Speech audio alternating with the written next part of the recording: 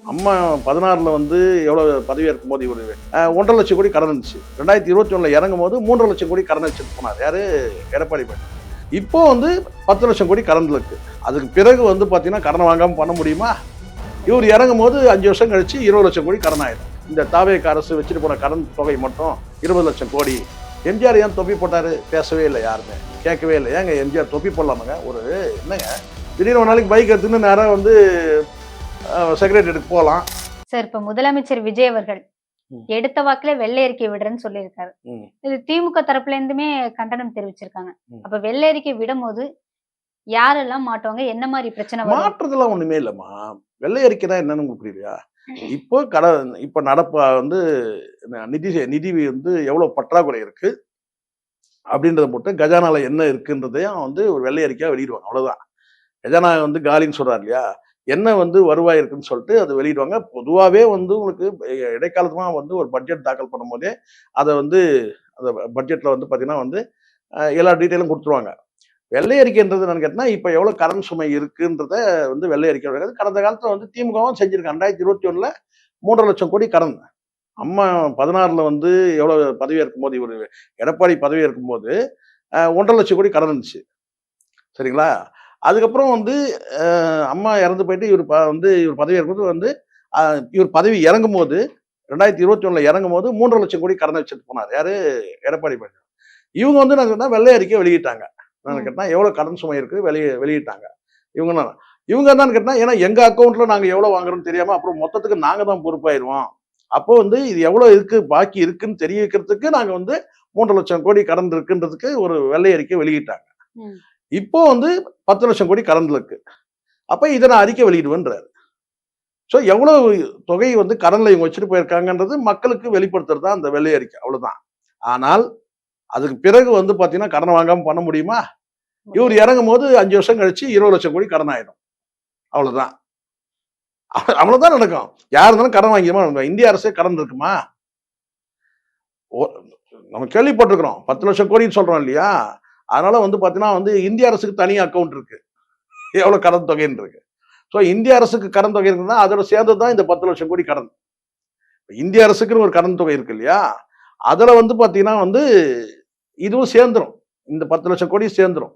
ஆனா கடன் வந்து இவங்க திமுக ஆட்சியில கொடுத்தது வந்து அதிகம் தானே சார்? 5,00,000 கோடி. அதுதான்மா இங்க நல்லா புரிஞ்சுங்க. மத்திய அரசோட சப்போர்ட் இல்லைன்னா இது நீங்க வளர்ச்சி விகிதத்தையும் நீங்க பார்க்கணும். அது வேற. நீங்க 10,00,000 கோடி கடன் வாங்கியிருக்காங்கன்னா நீங்க போய் பாருங்க. இங்க திருச்சியில எப்படி இருக்குன்னு பாருங்க. திருச்சியில போய் பாருங்க. எப்படி பஸ் ஸ்டாண்ட் எப்படி இருக்குன்னு பாருங்க. கிளாம்பாக்கம் மாதிரி 4 மடங்கு இருக்கு. ஒரு உதாரணம் தான் நான் சொல்றேன். வளர்ச்சி பணிகள்னு ஒண்ணு இருக்குல்ல. வாங்கி வந்து 10,00,000 கோடி கடன் வாங்கி வீட்டுக்கு எடுத்துட்டு போயிட்டாங்க. இல்ல. வளர்ச்சி தமிழ்நாடோட வளர்ச்சிக்கு வந்து அந்த நிதி பயன்பட்டு இருக்குல்ல. அதே சமயம் மத்திய அரசு வந்து பாத்தீங்கன்னா வந்து சப்போர்ட் இல்லாத போது கடனாக தான் செய்யும். மத்திய அரசு கிட்ட இருந்து இப்போ வந்து நமக்கு வந்து பாத்தீங்கன்னா வந்து நிதி ஆதாரம் வராத போது கடன் வாங்கி தான் செய்வாங்க. அதனால ஏன் டாஸ்மாக மூடாம இருக்கிறாங்க? ஏன் இவரு கூட டாஸ்மாக மூடணும்னு சொல்லலையா? ஏன் மூடிட்டா அந்த வருமானம் போயிடும். ஸோ அதனால இதெல்லாம் வந்து எல்லாருக்கும் தெரிஞ்ச விஷயம் தான். இது வந்து 10,00,000 கோடி கடன் இருக்கிறது வந்து எல்லாருக்கும் தெரியும். அவருக்கே தெரியும் தான். வரும்போது அப்படி சொல்றது என்னன்னா 10,00,000 கோடி கடன் இருக்கு, கஜானா வழிச்சிட்டாங்க, நக்கிட்டாங்க, எதுவுமே இல்லை அப்படின்னு சொன்னார் இல்லையா? இது வந்து மக்களுக்கு தெரிவிக்கிறது தான் இது. ஆனால் அதுல வார்த்தைகள்ல கொஞ்சம் நாகரிகம் பின்பற்றணும்ன்றது. வழிச்சிட்டாங்கன்னா சொல்லக்கூடாது. அந்த மாதிரி வார்த்தைலாம் பயன்படுத்தக்கூடாது. கஜானா காலி கலைஞர் கூட சொல்லியிருக்காரு. கஜானா காலின்னு சொல்லியிருக்காரு. இந்த ஈரல் கட்டுச்சுன்னு சொல்லுவாரு. இது ஆயிடுச்சு இது மாதிரி சொல்லுவாரு. அதனால வார்த்தை பிரயோகம் கரெக்டா இருக்கணும். 2வது இதெல்லாம் வந்து வழக்கமா விஜய் செய்தது எதுவுமே புதுமையானதெல்லாம் கிடையாது. வழக்கமான வார்த்தைகள் தான். கஜானா காலின்றது கலைஞர் பலமுறை சொல்லியிருக்காரு. கஜானா காலின்னு சொல்லியிருக்காரு. இவங்க வித்தியாசமா சொன்னாங்க. 3,00,000 கோடி கடன்ல இருக்கு, அதை வெள்ளை அறிக்கை விடுன்னு சொன்னாங்க. இப்ப இவர் 10,00,000 கோடி கடன் இருக்குன்னு வெள்ளை அறிக்கை விடுன்னு சொல்றாரு. அடுத்தது 20,00,000 கோடி இவர் இறங்கும் போது 20,00,000 கோடி ஆயிடும். அப்புறம் அடுத்தது வரக்கூடிய முதலமைச்சர் என்ன சொல்லிருக்குன்னா, இந்த தாவேக அரசு வச்சுட்டு போன கடன் தொகை மட்டும் 20,00,000 கோடி அப்படின்னு சொல்லுவாங்க. என்ன சரி இறங்குவேனே சொல்றீங்க, ஏற மாட்டாங்க? இல்லம்மா, கடன் இது இயல்பா வந்து அப்படிதான் ஆகும். கடன் எல்லாம் அடைச்சிடலாம் முடியாது. கடன்லயே இருக்கும், ரன் ஆயிட்டு இருக்கும். இது கடன்லயே ரன் ஆயிட்டு இருக்கும். இந்தியாவே கடன் வாங்கிதுன்ற நான். கடனை திருப்பி யார் தான் அடைக்கிறது? யாரும் அடைக்க மாட்டாங்க. அது அப்படியே போயிட்டே இருக்கும். அது ரொட்டேஷன் ஆயினே இருக்கும். அடுத்து அதனால இதெல்லாம் வந்து பார்த்தீங்கன்னா வந்து கடனே இல்லாத வந்து பார்த்தீங்கன்னா நடத்தவும் முடியாது. ஒரு ஸ்டேட்ல வளர்ந்த ஸ்டேட்ல வந்து முன்னேறக்கூட மாநிலங்கள் வந்து கடன் தொகையெல்லாம் வந்து வாங்குறது சகஜம் தான் இதெல்லாம். ஆனா இதெல்லாம் திருப்பி சாதாரண இந்தியாவே வாங்குது, கடன் வாங்குது. இந்தியா கடனும் குடுக்குது. சின்ன சின்ன நாடுகளுக்கு, குட்டி குட்டி நாடுகளுக்கு வந்து கடன் குடுக்குது. ஏன் இனாமே கூட குடுக்குது. அதே சமயம் இந்தியாவும் கடன் வாங்குது. இந்தியாவுக்கும் கடன் இருக்கு. நீங்க டேட்டா எடுத்து பாருங்க. Googleல போய் தட்டுங்க. இந்திய கடன் சுமை எவ்வளவுன்னு பாருங்க. அதுல இருக்கும். ஸோ அதனால இதெல்லாம் ஒரு பெரிய ஒரு இது கிடையாது. வெள்ளை அறிக்கை வெளியிடுறதுன்னு சொல்றது. இதெல்லாம் வந்து கடந்த காலத்துல வந்து பேசக்கூடிய வார்த்தைகள் தான். எல்லா கட்சியும் பேசுவாங்க. இப்ப சட்டசபையில நிறைய கூத்து நடந்திருக்கு. ம். 234 எம்எல்ஏக்களும் பதவி இருக்கும்போது. ம். அதுல பாத்தீங்கன்னா, பிரேமலதா விஜயகாந்த் அவர்கள் என்ட்ரி ஆகும்போதே, ம். அந்த என்ட்ரன்ஸ் வந்து அந்த படிக்கட்ட தொட்டு வணங்கிட்டு, ம். அதுக்கப்புறம் வந்துட்டு இந்த பக்கம் பார்த்து தாவேகா விஜய் அவர்கள பார்த்து இங்க ஒரு வணக்கம். ம். இந்த பக்கம் பார்த்து திமுக தலைவர், எதிர்க்கட்சி தலைவர் உதயநிதி ஸ்டாலின் பார்த்து இந்த பக்கம் ஒரு வணக்கம். ம். அதுக்கப்புறம் ஸ்டார்ட் பண்றாங்க. ம். எப்படி பாக்குறீங்க? ஆமா மரியாதை தானே குடுக்குறாங்க. எல்லாருமே வந்தாங்க. ஆளுங்கட்சி ஆமா ஒவ்வொருத்தரும் ஒரு டைப்மா இது. இவங்க வந்து ஆளுங்கட்சிக்கும் மதிப்பு குடுக்குறாங்க, எதிர்க்கட்சிக்கும் மதிப்பு குடுக்குறாங்க. அப்படிதான் அவ்வளவுதான். அது சரியான நடவடிக்கை தானே. பாரபட்சம் இல்லாம உங்களுக்கு ஒரு கும்பிடு, அவங்களுக்கு ஒரு கும்பிடு. அது 2 செய்யணும். என்ட்ரன்ஸ் வரும்போது எப்படி சார் ஒரு தொட்டு அது வணங்கிட்டு? ஒண்ணும் இல்ல. அதெல்லாம் அவங்க வந்து சகஜமா இதெல்லாம் முதல் சட்டமன்றத்துக்குள்ள வராங்க. புரியுதா சொல்றது? அதனால இதெல்லாம் ஒரு பெரிய விஷயம். சட்டமன்றத்துக்கு வரும்போது அங்க காவல்துறை இப்ப கோயிலுக்கு போகும்போது எல்லாரும் வந்து கோயில் படி தொட்டு கும்பிடுறாங்களா? சொல்லுங்க. கிடையாது. புரியுதா சொல்றது? அது மாரி ஒவ்வொருத்தருக்கும் ஒரு பிரச்சனை. அது வந்து அவங்க பிரச்சனை அது. சில பேர் வந்து வீட்ல வந்து பார்த்தீங்கன்னா, மனைவி கிட்ட சண்டை வராம இருக்கணும்னு சொல்லிட்டு வீட்டுக்குள்ள நுழையும்போதே வாசல்ல தொட்டு கும்பிடுவாங்க. சார் இது புதுசா இருக்கே சார். இல்லம்மா. கேள்விப்படாதது. அது மாரி அந்த மாரி அம்மன் அந்த மாரி அந்த மாரி வந்து கணவர்களும் இருக்கிறாங்க. இல்ல வீட்டுக்குள்ள நீங்க அப்படி நுழையும்போது பண்றீங்களோ அத நான் சொல்றீங்களா? நான் அப்படி பண்றதில்ல. நான் தான் எதையுமே வணங்குறது இல்ல நானு. நான் இயற்கையை தாம்மா நேசிக்கிறேன். இயற்கையை வணங்குறேன். பறவைகள ரசிக்கிறேன். அது கூட வந்து பார்த்தீங்கன்னா வந்து கடவுள் இருக்க மாரி நெனைக்கிறேன். திடீர்னு ஒரு நாள் வந்து பைக்ல போயிட்டே இருக்கும்போது பார்த்தீங்கன்னா, ஒரு ஏதோ ஒரு பறவையோட இறகு அப்படியே பறந்து வந்து அப்படியே சுழண்டு வந்து பார்த்தீங்கன்னா, நேரா வந்து என் ஹெல்மெட்டுக்குள்ள போயிட்டு வந்து பார்த்தீங்கன்னா வந்து, சட்டைக்குள்ள போய் உள்ள விழுந்து நெஞ்சுகிட்ட வந்து விழுந்துருச்சு. நான் யோசிக்கிறேன் எப்படி ஆச்சுன்னு சொல்லிட்டு. ம். அந்த அந்த இறகு எங்கேயோ வந்து பறந்து வந்து நேரா வந்து ஹெல்மெட் உள்ள நுழைஞ்சு, இங்க நுழைஞ்சு, இங்க நுழைஞ்சு, இங்க நுழைஞ்சு என் நெஞ்சில வந்து அடைக்கலமாயிருச்சுங்க. அது வந்து பார்த்தீங்கன்னா, ஏதோ வந்து எதவா வந்து வருடி குடுத்தா மாரி இருந்துச்சு. எடுத்து தூக்கி போட மனசே இல்ல எனக்கு.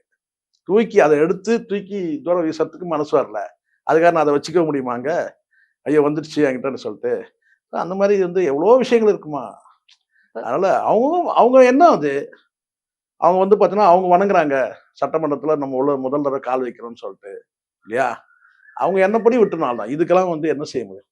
சட்டசபையில அவங்க போறதே பதவியேற்கத்தான். ம், இப்ப பாத்தீங்கன்னா, தாவேகால இருந்து சிவகாசி வேட்பாளர் கீர்த்தனா அப்படின்னு சொல்லிட்டு, ம். அந்த சான்றிதழே கொண்டு போகாம திரும்பி இதெல்லாம் ரிட்டர்ன் நடக்குமா? வந்துட்டாங்க. நீங்க பார்த்திருப்பீங்கள்ல. ஏதோ அவசரத்துல ஒரு எமோஷனலா இருக்கிற சிச்சுவேஷன்ல பசங்க எக்ஸாம் எழுதும்போது ஹால் டிக்கெட்ட மறந்து போயிடுவாங்க. அங்க போய் ரெக்வெஸ்ட் பண்ணி கேட்பாங்க. ஹால் டிக்கெட் மறந்துட்டேன்னு சொல்லுவாங்க. அங்க டிஸ்கிரிப்ஷன் பவர்ல சரி ஓகே பாப்பா சரி அப்படின்னு சொல்லலாம். ஆனா இல்ல இது ஹால் டிக்கெட் இல்லன்னா அலோவ் பண்ண முடியாதுன்னு சொல்லி வெளிய அனுப்பலாம். அது மாரி நடந்திருக்குல்ல. ரொம்ப ரேரா அது மாரி நடக்கும் தான். இப்ப இல்ல 234 100 அவங்களும் வந்து அமைச்சரா பதவி ஏத்துட்டாங்க. இந்த மாரி மறுபடியும் பதவி அதுதான்மா ஒரு கவனக்குறையில கூட மறந்து வந்துட்டு இருக்கலாம். இல்லையா? இல்ல அத எடுத்து ஃப்ரேம் பண்ணி வீட்ல கூட மாட்டிட்டு இருக்கலாம். அது மறுபடியும் ஃப்ரேம்ல இருந்து அவசரத்துல கூட ஒரு ஆர்வ கோளாறுல பண்ணிட்டு இருக்கலாம்ல. சர்டிஃபிகேட் குடுத்துட்டாங்க. அத ஃபைல் பண்ணி கூட பத்திரமா எடுத்து வச்சிருக்கலாம். ஸோ வரும்போது கண்டிப்பா இத எடுத்துட்டு வரணும்னு ஒரு இன்ஸ்ட்ரக்ஷன் அந்த அந்த வாட்ஸ்அப் நம்பர்ல அனுப்பியிருந்தாங்கன்னா, புதுசா இருக்கவும் தெரியாதுல்லம்மா. ம். புதுசா இருக்கிறவங்களுக்கு இது இது புதுமை தானே இது. சரிங்களா? ஏன் எடுத்துக்கிட்டு வரலன்னு சொல்ல முடியுமா? குறிப்பிட்ட இடத்துல வந்து போனோம்னா, இந்த இடத்துல தேவை அப்படின்றது இருக்கு.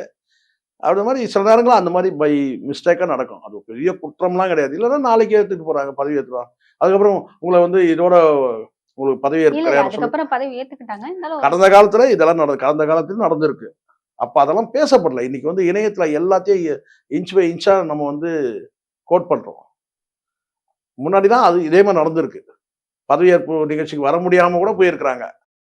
அதுக்கப்புறம் மறுநாள் வந்து பதவியேற்பாங்க. ஏதாவது சொந்த வேலையா போயிருப்பாங்க. அல்ல அதாவது டெத் இருக்கும். அதுக்கு வர முடியாத இருக்கும். அந்த மாதிரி வர சூழ்நிலையில கூட பார்த்தீங்கன்னா, அன்னைக்கு விட்டுட்டு மறுநாளுக்கு வந்து பதவியேற்றுப்பாங்க. ஸோ அதெல்லாம் ஒண்ணும் பெரிய இது தப்பு ஒண்ணும் கிடையாது. இப்ப தமிழ்நாட்டுல நடக்கிறத பார்த்தா எல்லாமே புதுசா இருக்கு. தமிழக வெற்றி கழகம் எதுவுமே புது புதுசு இல்லம்மா. ஏற்கனவே இருக்குது. ஆனா இது வந்து இந்த இணையம் வந்து இப்போ டெவலப் ஆனதுனால, சின்ன சின்ன விஷயங்கள் எல்லாமே பேசப்படுது. நான் தான் ஒரு உதாரணம் சொன்னேன். எம்ஜிஆர் ஏன் தொப்பி போட்டாரு? பேசவே இல்லை, யாருமே கேட்கவே இல்லை. ஏங்க எம்ஜிஆர் தொப்பி போடலாமாங்க? ஒரு என்னங்க ஒரு சட்டசபைக்கு போய் ஒருத்தர் தொப்பி போட்டு போலாமாங்க? இவ விஜய் தொப்பி போட்டு போட்டுமே, ஏதோ ஒரு தொப்பி போட்டு போட்டுமே, ஏதாவது ஒரு தொப்பி போட்டு சும்மா வந்து போட்டுமே, ஆ, விஜய் வந்து தொப்பி போட்டு வந்தாரு அப்படி பேசுவேன். ஆனா எம்ஜிஆர் தொப்பி போட்டு போயிருக்காரு இல்லையா? சோ அதனால இதெல்லாம் பேசினாதான் இல்ல சார், முதல் தேர்தல் எதுவுமே வந்து நான் பார்த்த வரைக்கும் இது வரைக்கும் நடந்ததுல வந்து பாத்தீங்கன்னா ஆரோக்கியமான விஷயம் ஒண்ணு நடந்திருக்கு. என்னன்னு கேட்டீங்கன்னா, விஜய் வெற்றி பெற்று முதலமைச்சர் ஆன பிறகு அந்த சடங்கெல்லாம் முடிச்சிட்டு எல்லார் வீட்டுக்கும் வந்து அவர் போயிருக்கிறார். அது நேற்று நைட் ஏதாவது டிஸ்கஸ் நடந்திருக்கும். ஸோ எல்லாருக்கிட்டையும் போய் அவர் வந்து மரியாதை நிமித்தமா மீட் பண்ணியிருக்காரு. இது வந்து சொல்றீங்களா ஒரு புதுமைன்னு சொல்றீங்களா? அதுதான் சார் சொல்ல வரேன். இது அதான் ஒரு ஒண்ணுதான் புதுசா புதுமை. இருக்கு. இது எல்லாத்தையும் சொல்லக்கூடாது இல்லைங்க. இல்ல அததான் நான் புதுமைன்னு சொல்ல வந்தேன். இதுதான் இது ஒண்ணுதான் புதுமை. இது ஒண்ணுதான் புதுமை. இதுவும் கூட கடந்த காலத்துல நடந்து இருக்கு. அது செலக்டிவா நடக்கும். பட் இது வந்து டிஃபரா ஏன் பேசுறேன்னு கேட்டீங்கன்னா வந்து ஒரு தனித்து வந்து பாத்தீங்கன்னா வந்து தனித்து பெரும்பான்மை இல்லைன்னா கூட தனித்து போட்டிட்டு வென்றவர் வந்து பாத்தீங்கன்னா மற்ற கட்சிகளை வந்து மதிச்சு போய் அங்க போய் இவர் வந்து மரியாதை செலுத்துறாருன்ற போது இது வந்து நம்ம வந்து பாராட்ட தகுந்தது. மற்றபடி எல்லாத்தையும் கோட்டு போட்டிருக்காரு, வந்து இதை போயிட்டாரு அது போயிட்டாரு. நாளைக்கே வந்து ஒரு யமகா பைக் எடுத்துன்னு செக்ரட்டரி எடுக்க போறாருன்னு வச்சுங்க. அவர் வந்து கான்வாய்லாம் விட்டுட்டு வந்து பைக்ல வந்தாருன்னு சொல்லுவீங்களா? ஏன்னா அப்படி ஒரு முதலமைச்சர் இருக்கார் பாண்டிச்சேரியில. அவர் பாட்டு எந்த கான்வாயும் கிடையாது.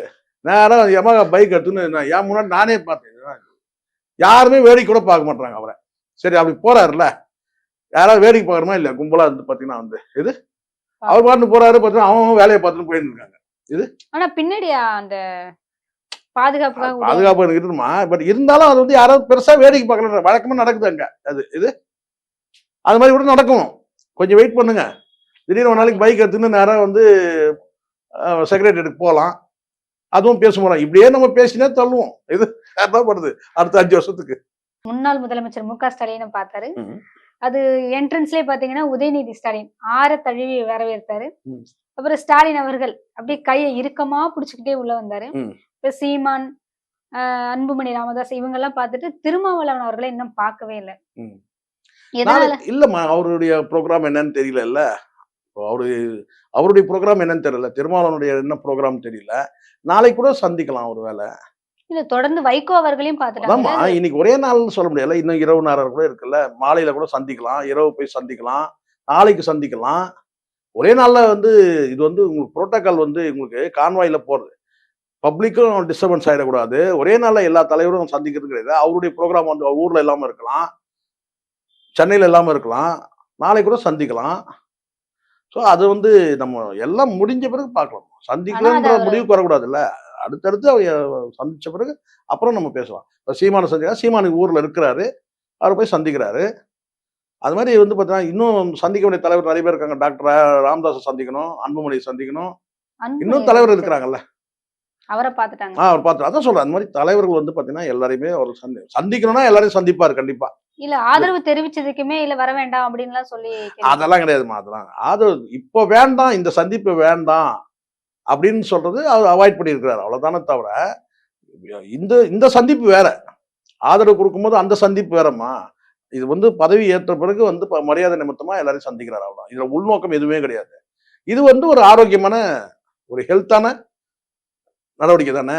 அது அப்படிதான் நம்ம பார்க்கணும். ஆமா, ஒரு ஹெல்த்தான நடவடிக்கை. இது வந்து இது வரைக்கும் அந்த மாதிரி யாரும் வந்து ஒருத்தர் எளியும் புனியமா இருப்பாங்க. இவர் வந்து என்னன்னா இது ஒரு நல்ல அணுகுமுறையா நம்ம பார்க்கலாம். அவ்வளவுதான். இதை தாண்டி எதுவும் சொல்றதுக்கு இல்லை.